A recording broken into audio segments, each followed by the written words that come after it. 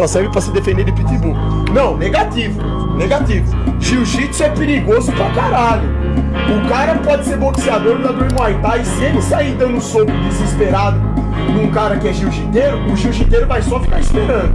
Na primeira oportunidade, irmão, você perde seu braço, você toma um mata-leão. Você não pode meter um louco pra cima dos caras, é isso que eu tô falando.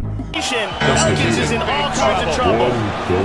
The hype is and Escudero scrambles to his feet with submitted Great Escudero. He's got it. Charles A little bit further down on the crotch. He's out of it. But he's got to be careful here because Oliveira's going to take his back. Oh, wow. He had his leg locked in a terrible position there.